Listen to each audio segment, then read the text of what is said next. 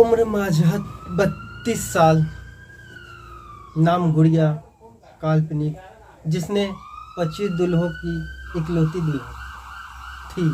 हर बार मिला धोखा, हर 8वें दिन नए दूल्हे से रचाती शादी। सन रह गए ना आप सोचने लगे होंगे कि एक शादी तो बहुत मुश्किल से हो पाता है और एक शादी के बाद दूसरी शादी करने के लिए कानून का बड़ी पेच है। तो फिर एक 32 साल की महिला कैसे 25-25 शादी कर सकती? सन रह गए ना आप। नमस्कार, काला सच सफ़ेद झूठ के इस क्राइम स्टोरी में आपका एक बार फिर से स्वागत है। हम आपके लिए लाए हैं हर बार की तरह इस बार भी रहस्य से भरा हुआ कहानी, जिसे सुनकर आप चौंक जरूर ही जाएंगे। तो फिर शुरू करते हैं आज की कहानी से। सच में कहानी शुरू होती है राजस्थान के एक शहर है सवाई माधोपुर। 22 अप्रैल को राजस्थान के सवाई माधोपुर की मान टाउन थाने में माधोपुर निवासी विष्णु शर्मा ने पुलिस से शिकायत दर्ज कराई कि मेरी शादी 20 अप्रैल को गुड़िया नामक लड़की से हुई थी। शादी के बाद पत्नी बनी दुल्हन परिवार में अच्छे से आदर्श बहू के रूप में रही, सबका अच्छे से सेवा की और सबका दिल जीता। सब कुछ सही चल रहा था कि अचानक ही एक दिन में काम से जल्दी घर लौटा। रात में खाना खाया तो कुछ अजीब सा लगने लगा। मैं जल्दी सोने चला गया, जैसे कि ऐसा लग रहा था कि मुझे कोई नींद की गोली दे दी हो। अगली सुबह जब उठा तो दुल्हन गायब थी और सामान भी गायब था।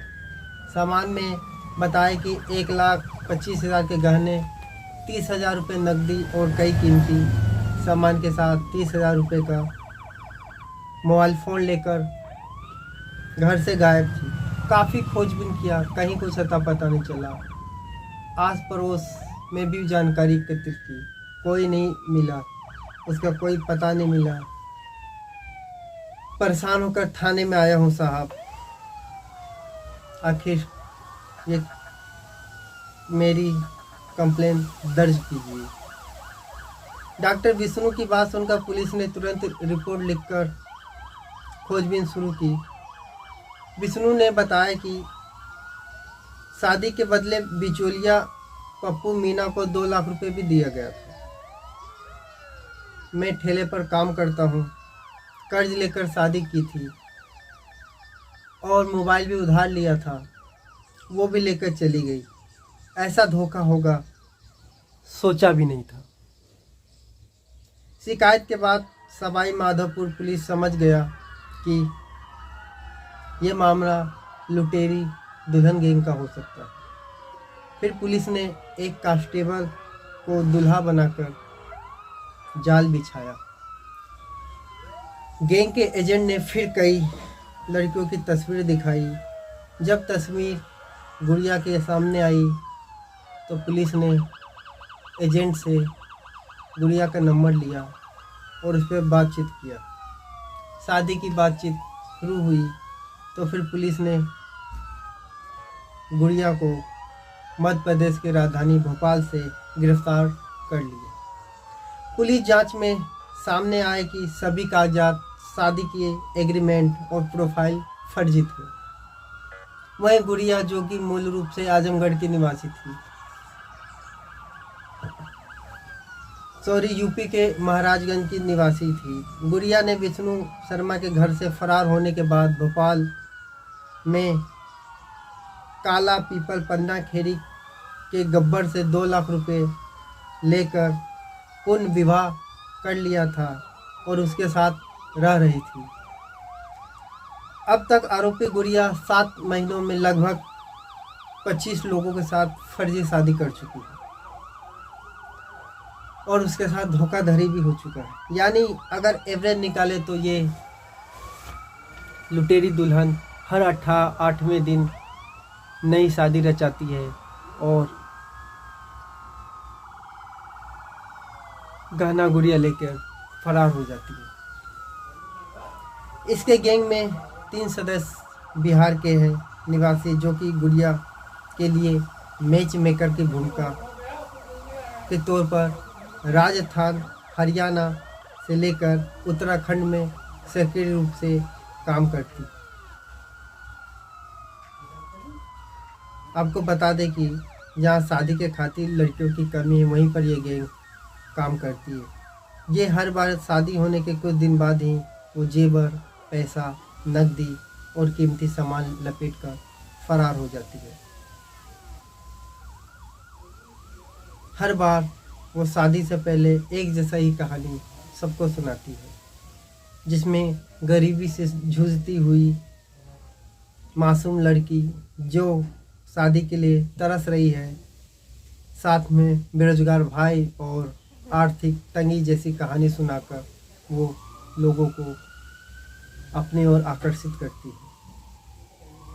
फिर इसके बाद शुरू होता है वो खेल ऐसा कि आदमी भी उलझ जाए।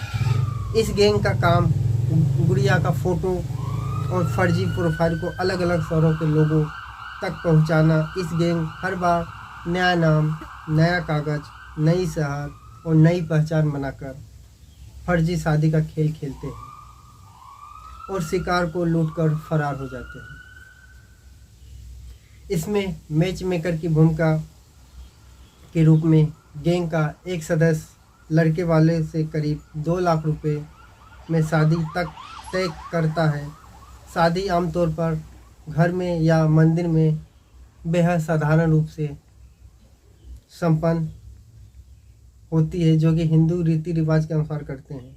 और फिर गुड़िया ससुराल में आदर्श बहू बनकर सबका दिल जीतने लगती है और कुछ दिन बाद खाना में नशीली दवा मिलाकर सभी परिवार को खिलाकर और कीमती सामान लेकर फरार हो जाती है, या फिर कोई बहाना बनाकर लापता हो जाती है। फिलहाल पुलिस उसे गिरफ्तार कर पूछताछ कर रही है। आखिर ये गैंग का भंडाफोड़ होगा, उसके फरार सदस्य गिरफ्तार होंगे और ये लुटेरी दुल्हन पे क्या सलाखों के पीछे जाएगी? सबसे बड़ा सवाल ये है। या फिर हर बार की तरह बच निकलेगी, फिर एक नई शादी, नए लोगों को धोखा देगी। याद रखिए, शादी भी एक अजीब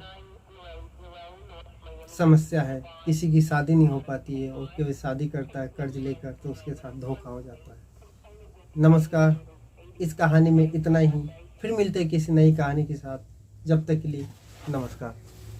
और अपना आरोपी स्पेशल 26 पूरा करने की फिराक में थी, लेकिन